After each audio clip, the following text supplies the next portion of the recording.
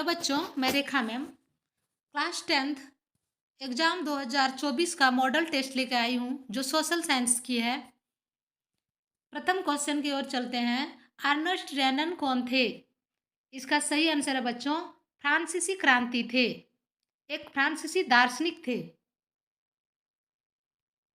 Ernest रेनन एक फ्रांसीसी दार्शनिक थे। क्वेश्चन नंबर 2, जब फ्रांस सीखता है तो बाकी यूरोप का सर्दी जुकाम हो जाता है, किसने कहा था? इसका सही आंसर है बी, मैटरनिख ने कहा था। क्वेश्चन नंबर 3, राष्ट्रवाद की पहली अभिव्यक्ति किस क्रांति के साथ हुई? तो राष्ट्रवाद की पहली अभिव्यक्ति 1789 की फ्रांसीसी क्रांति के साथ हुई थी। इसी क्रांति में सबसे पहली बार स्वतंत्रता, समानता, बंधुत्व की मांग की गई थी और इसके साथ ही राष्ट्रवाद की पहली अभिव्यक्ति हुई। क्वेश्चन नंबर 4, दुनिया में पहली भूमिगत रेल का निर्माण कहाँ हुआ था? इसका सही आंसर है लंदन में हुआ था। क्वेश्चन नंबर 5, यंग इटली एवं यंग यूरोप नामक भूमिगत क्रांतिकारी संगठन की स्थापना किसने की थी? इसका सही आंसर है मेजनी। पूरा नाम इसका है जोसेफ मेजनी ने किया था। क्वेश्चन नंबर 6, महात्मा गांधी ने असहयोग आंदोलन वापस लेने का फैसला कब किया? इसका सही आंसर है बच्चों फरवरी 1922 ईस्वी को, 1922 को, क्योंकि 1922 को उत्तर प्रदेश के चौरी चौरा में एक हत्याकांड हो गया था, जहाँ पर कि जेल में ही बहुत सारे पुलिस वाले को जला दिया गया था। इसके साथ ही महात्मा गांधी ने असहयोग आंदोलन को वापस ले लिया। क्वेश्चन नंबर 7, भारतीय वाणिज्य एवं उद्योग परिसंघ की स्थापना कब हुई? इसका सही आंसर है बच्चों बी, 1927 को हुई थी।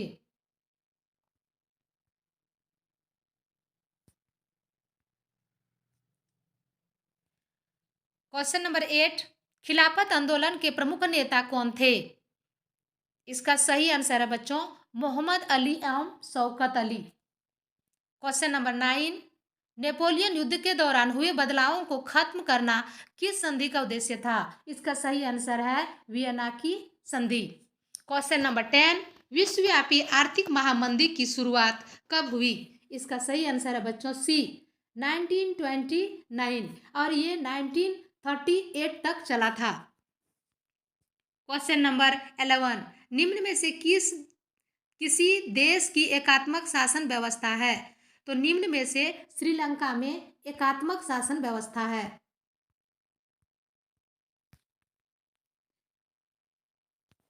क्वेश्चन नंबर 12, निम्न में से कौन सुमेलित है?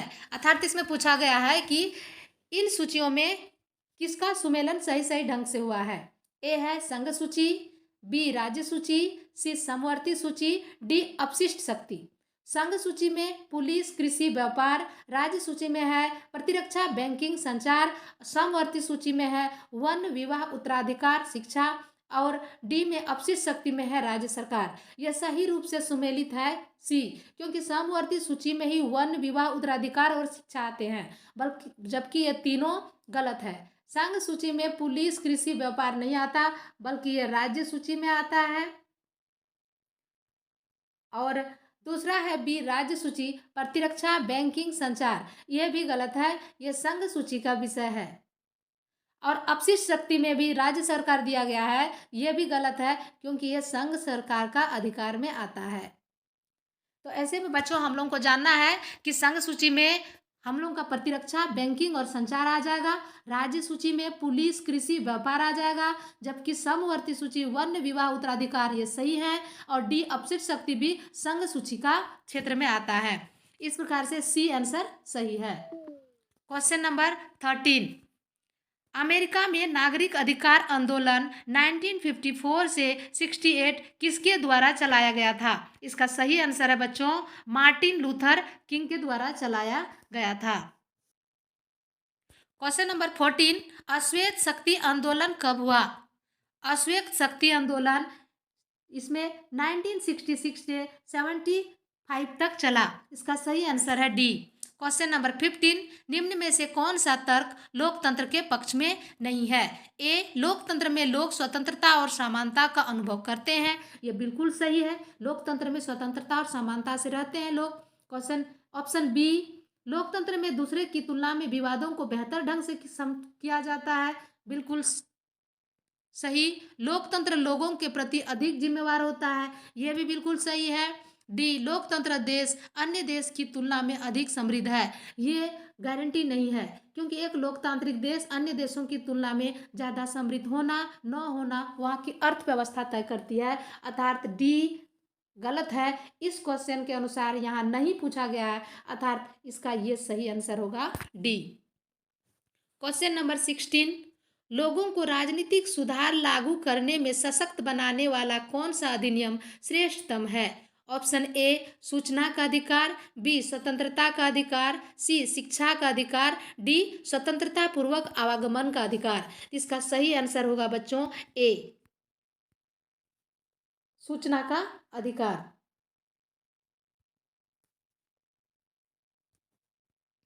क्वेश्चन नंबर 17, इस समय निम्न में से किस प्रकार की सरकार बेहतर मानी जाती है? इसका सही आंसर होगा बच्चों लोकतांत्रिक अधिकार को बेहतर माना जाता है, जबकि राजतंत्र और तानाशाही सरकार को अभी बेहतर नहीं माना जाता है। क्वेश्चन नंबर 18, उन समूहों का क्या कहते हैं जो सरकारी नीतियों को प्रभावित करने का प्रयास करते हैं? इसका सही आंसर होगा दबाव समूह, क्योंकि दबाव समूह का जो मुख्य उद्देश्य होता है वह होता है सरकारी नीतियों को प्रभावित करना, ना कि सरकार की कुर्सी को प्राप्त करना। अर्थात इसका सही आंसर है बी। क्वेश्चन नंबर 19, लोकतांत्रिक व्यवस्थाओं के संदर्भ में कौन सा विचार सही है? लोकतांत्रिक व्यवस्था ने सफलतापूर्वक क्या किया है? तो ए ऑप्शन है लोगों के बीच टकराव को समाप्त कर दिया है, लोगों के बीच आर्थिक असमानताओं को समाप्त कर दिया गया है, सी राजनीतिक गैर बराबरी के विचार को समाप्त कर दिया है, डी हाशिए के समूह से कैसा व्यवहार हो इस बारे में मतभेद मिटा दिया है। इसका सही आंसर होगा बच्चों ए, लोगों के बीच टकराव को समाप्त कर दिया है। क्वेश्चन नंबर 20, भारत के कितने राज्य और केंद्र शासित प्रदेश हैं? तो भारत में अभी 28 राज्य और 8 केंद्र शासित प्रदेश है, अर्थात सी ऑप्शन सही होगा। क्वेश्चन नंबर 21, भारत की उत्तरी मैदान किस प्रकार की मृदा से बना है?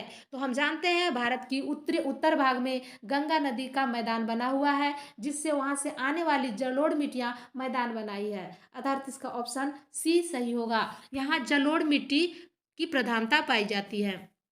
क्वेश्चन नंबर 22, भारतीय वन संरक्षण अधिनियम किस वर्ष पारित हुआ? तो भारतीय वन संरक्षण अधिनियम 1972 को पारित किया गया था। क्वेश्चन नंबर 23, हिमालयन यव जिसे टक्सोल नामक पदार्थ निकालता है वह कैंसर रोग के लिए उपयोगी माना जाता है, अर्थात ये बिल्कुल ए सही है। क्वेश्चन नंबर 24, बहुउद्देशीय नदी घाटी को आधुनिक भारत का मंदिर किसने कहा था? तो बहुउद्देशीय नदी घाटी परियोजना वह है जहां पर सिंचाई के लिए, बिजली बनाने के लिए बड़े बड़े बांध का निर्माण किया जाता है, तो वो इसमें जवाहरलाल नेहरू ने इसे आधुनिक भारत का मंदिर बनाया था। क्वेश्चन नंबर 25, निम्न में से कौन सा तर्क बहुउद्देशीय बांध के तर्क में सही नहीं है? इसमें नहीं है पूछा गया है, सही है नहीं पूछा गया है, अर्थात ध्यान देना है। ऑप्शन ए, ये जल के कमी वाले क्षेत्रों में जल लाती है, ये बाढ़ का नियंत्रण करती है, इसे भारी संख्या में विस्थापन होता है, ये जल विद्युत उत्पादन में सहायक होता है। इसमें 3 ऑप्शन जो है ये तीनों ऑप्शन इसका सही है, क्योंकि एक बहुउद्देशीय बांध से बाढ़ नियंत्रण में सहायक होता है, इसमें भारी संख्या में लोगों को विस्थापन किया जाता है, क्योंकि बहुत बड़ी बड़ी बांध बनाई जाती है और वहाँ के लोगों को हटाकर तथा वहाँ के जंगलों को भी काटा जाता है, जिससे वहाँ की जितनी भी जंगली जानवर, ऊपर से जितने गांव है सभी को वहाँ से हटा दिया जाता है, इसलिए ये भी सही है। क्वेश्चन नंबर ये डी, ये जल विद्युत उत्पादन में सहायक है, तो ये बड़ी बांध जल विद्युत का उत्पादन करती है, अर्थात ये तो तीनों सही है, लेकिन ये जल की कमी वाले क्षेत्रों में जल लाती है, ये गलत है। ये जल की कमी वाले क्षेत्रों में नहीं बल्कि वो उस क्षेत्र को चुना जाता है जहां से कि चारों ओर से जल एक जगह आकर के जमा हो जाए, अर्थात इसका सही आंसर होगा ए। क्वेश्चन नंबर 26, झूम किस प्रकार की कृषि का उदाहरण है? ए गहन कृषि, बी रोपण कृषि, सी जीवन निर्वाह कृषि, डी वाणिज्यिक कृषि। इसका सही आंसर होगा सी जीवन निर्वाह कृषि। क्वेश्चन नंबर 27, HVJ पाइपलाइन की कुल लंबाई कितनी है? इसकी कुल लंबाई है 1700। ये गुजरात से लेकर उत्तर प्रदेश तक ले जाया गया है।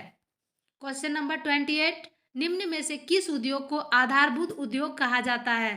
इसका सही आंसर होगा बच्चों, लौह इस्पात उद्योग को आधारभूत उद्योग कहा जाता है। मैनचेस्टर ऑफ इंडिया कहा जाता है? इसका सही आंसर होगा अहमदाबाद को मैनचेस्टर ऑफ इंडिया कहा जाता है।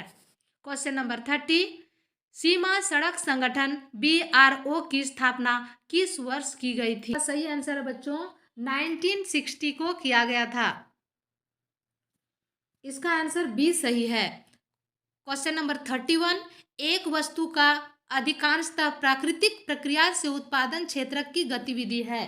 इसका सही आंसर है प्राथमिक क्षेत्रक। जितनी भी प्राकृतिक प्रक्रिया से उत्पादन होता है, कृषि हो, वन हो, खनन हो, मत्स्य पालन हो, मधुमक्खी पालन हो, सभी प्राथमिक क्षेत्र में आते हैं। क्वेश्चन नंबर 32, कौन सा क्षेत्र भारत में सबसे बड़ा रोजगार उत्पादक क्षेत्र के रूप में उभरा है? इसका सही आंसर है बच्चों तृतीयक क्षेत्रक। तृतीयक क्षेत्रक में आज बहुत सारे लोग रोजगार से जुड़ रहे हैं, साथ ही साथ इसमें उत्पादन भी बहुत ज़्यादा हो रहा है। क्वेश्चन नंबर 33, मान लीजिए एक देश की 4 परिवार है। इन परिवारों की प्रति व्यक्ति आय 5,000 रुपये है। अगर 3 परिवारों की आय क्रमशः 4,000 रुपये, 7,000 रुपये और 3,000 रुपये है, तो चौथे परिवार की आय क्या होगी? इसमें प्रति व्यक्ति आय हम जान रहे हैं 5,000 है, परिवार है 4, तो इसकी अगर कुल आय को हम जाने तो कुल आय हो जाएगा 20,000 रुपया। कुल आय हो जाएगा 20,000 रुपया। अगर हम तीनों परिवार का आय यहाँ दिया हुआ है, तीनों परिवार की आय को हम जोड़ दें, इससे मेरी तीनों प्रकार के परिवार की आय 14,000 प्राप्त होती है। ये 14,000 प्राप्त होती है। 14,000 प्राप्त होने से जो है 6,000 मेरा इसका सही आंसर हो जाएगा। ए इसका सही आंसर हो जाएगा। क्वेश्चन नंबर 34, मनरेगा एक वर्ष में कितने दिन का रोजगार देती है? तो मनरेगा एक वर्ष में 100 दिन की रोजगार की गारंटी देती है।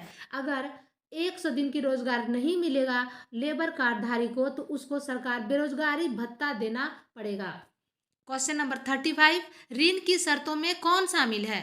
तो इसमें पूछा गया है कि बैंक अगर किसी व्यक्ति को ऋण देती है, ऋण देने के लिए क्या क्या शर्तें होती है? ए ब्याज दर, बी ऋण की राशि, सी ऋण आधार। ये सभी आंसर ये सभी सही है। किसी भी ऋण की शर्तों के लिए ये सभी सही होता है। क्वेश्चन नंबर 36, वैश्वीकरण ने जीवन स्तर के सुधार में सहायता पहुंचाई है। ए सभी लोगों को, बी विकसित देशों के लोगों को, सी विकासशील देश के श्रमिकों को, इसमें से कोई नहीं। तो वैश्वीकरण यानी ग्लोबलाइजेशन ने सभी लोगों को जीवन में सुधार नहीं पहुंचाई, बल्कि विकसित देशों के लोगों का जीवन स्तर में बहुत ज़्यादा सुधार की है। विकसित देश बहुराष्ट्रीय कंपनियों का निर्माण करती है और वे विकासशील तथा अविकसित देशों में अपनी बड़ी बड़ी इकाइयों का स्थापना करती है। वहाँ उससे सस्ता श्रम, सस्ता बाजार सभी मिल जाता है, जिससे विकसित देश के लोगों का जीवन स्तर में बहुत ज़्यादा सुधार हुआ है और ज़्यादा आय प्राप्त करने लगे हैं। 37, राष्ट्रीय उपभोक्ता दिवस कब मनाया जाता है? इसका सही आंसर है बच्चों 24 दिसंबर को मनाया जाता है। क्वेश्चन नंबर 38, सार्वजनिक और निजी क्षेत्रक आधार पर विभाजित है। तो सार्वजनिक और निजी क्षेत्र का विभाजन उद्यमों की स्वामित्व के आधार पर विभाजित किया गया है। इसका सही आंसर है बच्चों सी, उद्यमों के स्वामित्व के आधार पर। सार्वजनिक और निजी क्षेत्र कहने का अर्थ है कि उसके स्वामी कौन है, उसके मालिक कौन है, अतः उद्यमों की स्वामित्व के आधार पर सार्वजनिक और निजी क्षेत्र का विभाजन किया गया है। क्वेश्चन नंबर 39, आभूषणों की गुणवत्ता प्रमाणन हेतु कौन सा हॉलमार्क उपयोग होता है? इसका सही आंसर है सी, BIS। क्वेश्चन नंबर 40, वैसी कंपनियां जो एक से अधिक देशों में उत्पादन पर नियंत्रण करती है कहलाती है। ये कंपनियां बहुराष्ट्रीय कंपनियां कहलाती है। ऑप्शन ए सही है। ये कंपनियां एक देश में नहीं बल्कि विश्व के कई देशों में या फिर बहुत ज़्यादा देशों में अपनी कंपनियां स्थापित करती है और लाभ उत्पादन करती है। बच्चों यहाँ ऑब्जेक्टिव क्वेश्चन खत्म होता है, लॉग क्वेश्चन आंसर बाद में बनाया जाएगा। Thank you.